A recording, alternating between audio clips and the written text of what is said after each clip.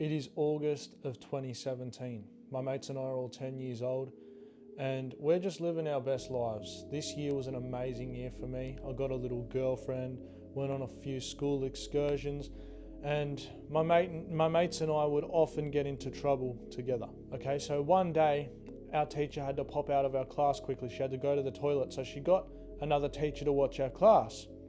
But whilst this teacher was watching our class, she would circle back and forth from ours to hers. So when she went back into hers, I went over to the student storage trays, like the tote trays that you'd use in primary school. And nearby these tote trays, there was a Lucky Dip box. So as soon as I see this Lucky Dip box, I look around. I'm seeing if anyone's looking in my direction. No one was. They were all occupied doing their own thing. So I thought, this is my chance. I've never won a Lucky Dip.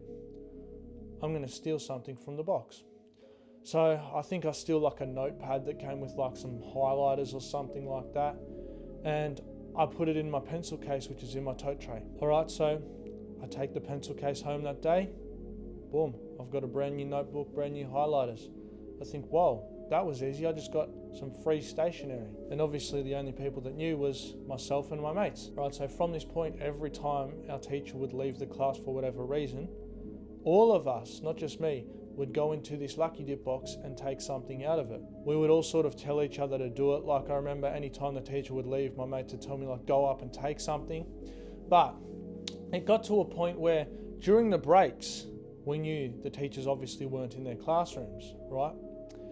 So we would go back inside where we knew no teachers would be, go into our classroom and steal loads of stuff out of the Lucky Dip box. So this went on for a week, 2 weeks. It got to the point where we'd been doing it literally for a month, okay?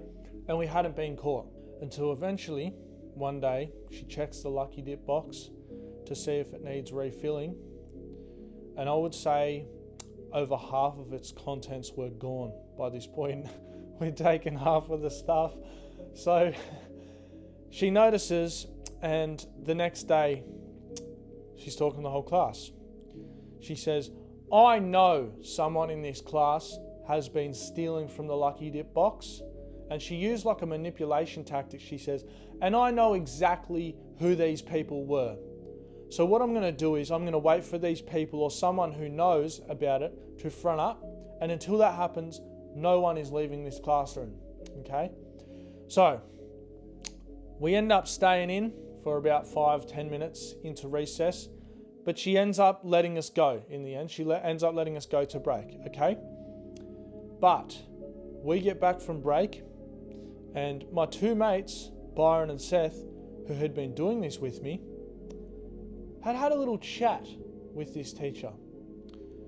They'd snitched me in. They'd fucking done me in, right? So although they were doing it, I kept my lips closed. I didn't say shit because I knew they wouldn't. I knew she didn't know. I knew it. As a 10-year-old, I literally knew. There's no fucking way she knows. No one else knows other than us boys, so she doesn't know. I knew. I called her bluff. But these boys obviously didn't. Dumb little fucks. They done me in. So we get back to class and she's calm and I'm thinking, oh, she must have forgotten about it. Nah. She pulls me out. Just me. Okay? She starts talking to me. And she says, I know it was you, yada, yada, yada. It's just disappointing, you know, it's upsetting because you're a really good student. You know, I was getting good grades and that sort of thing in primary school. And, you know, I was denying it, but I ended up having to come clean and say it was me because I find out, she brings Byron out, find out that Byron snitched on me. He done me in. And, you know, at the time I thought my world was ending. Everything was crashing down around me. I was like, oh my days, I'm going to get in so much trouble off of my parents. I'm going to have my iPod taken off me, no internet, no movies. This is my downfall. I'm going to have no friends. This is what's circulating through my 10-year-old mind. And to be honest, I don't even think she ended up telling my parents. She was actually quite a nice teacher. But this whole situation just bears the lesson that for every action, there is some sort of consequence. And in that, there is some sort of lesson. This is what I've come to find throughout my entire life. Anything I've ever done that I've had shame about, that I've regretted, that I've looked back on and felt shit about, it has taught me some sort of lesson. So obviously this one was pretty basic, right from wrong, don't steal, don't do silly things. But obviously further down in my life, I had far more prominent, important lessons taught to me through the means of poor choices that I had made. There was the time that I almost got mobbed by a bunch of guys on Christmas, New Year's when I was 13 years old because I was in a situation that I should never have put myself in. I'll have to do a video on that. Relationships not working out because I didn't treat the girl very well, substance abuse, getting hooked on the cones, trying to quit, relapsing, quitting again, going through all this mental turmoil. Every single situation that I've been through like this, I've just thought, fuck man, my life is over at the time. I didn't see it to be a lesson. But all of these little things, and some of them much bigger than others, have taught me such important lessons. I would say they're character development. Okay? So although I've made some very poor choices, I only look at them to be poor choices if I didn't learn from them. So although I've had all of these experiences, I don't look at them as negative things because I have gained something from them.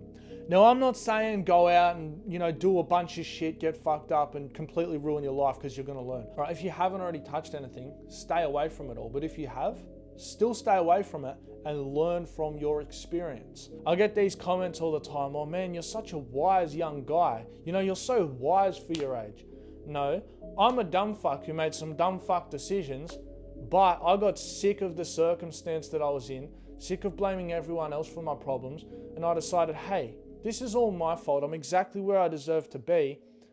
And as soon as you take that accountability, that leaves you in power to get yourself out of that situation. You can change. And I'm obviously not saying I'm literally a dumb cunt, but I made some pretty stupid decisions. I just chose to learn from them and I didn't let my past define me. I now define my past by what I have achieved. For every situation, for every bad thing that happens to you, for everything someone says to you, there is a lesson. There's something to be learned. If someone says something to you that may come across as a bit critical, a bit negative, look for the truth in it. If it hurts to hear, look for the truth in it. And if it comforts to hear, look for the lie in it. It's an important lesson that I learned off my old coach, Ryan Turner. A winner is literally just someone who has failed more times than you, who kept failing, but didn't fucking stop. He kept failing, but the difference between you and him is you quit and he didn't. So I get all these messages, people saying, oh, do you think it's hard to quit, yada, yada, yada? Or do you think I should quit X? Do you think I should quit this? Yes, it's fucking hard. And yes, I think you should quit. Anything worth doing in life is hard. And if you're not willing to do it, then stay in the same spot that you currently are. But I know how much you hate where you are. You need to learn from these situations. Stop letting them define you. Oh, I'm addicted to X, so I can't stop. I'm addicted to this and I just can't seem to stop. I was addicted to X and I still managed to stop because I wanted to change. You can't expect the result without the work. And I know I've gone on a bit of a rant here, but I'll relate this back to the story, okay? I thought after this, I was gonna turn over a new leaf, okay? I was 10 years old, I hadn't done anything too bad at this time. But I was like, okay, I'm definitely going to stop stealing stuff from here because it's wrong and I've just been caught at school. But although I was doing it outside of school, I still thought I was gonna stop, but I didn't. I just became better at it, more sneaky. I'd put things in places where you couldn't see them, where you couldn't tell, when I'd go into shops and take things, I was much more sneaky with it. So I didn't learn the right lesson until much later in life. The lesson I took from this situation at school was I need to be more sneaky in the way that I do it. I need to not trust dogs. All right, but that just about covers it. There's my ADHD words of wisdom for the day, completely gone off on a tangent.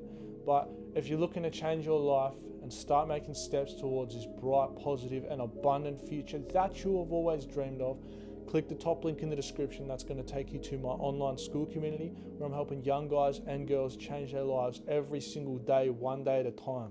Stay grinding, G.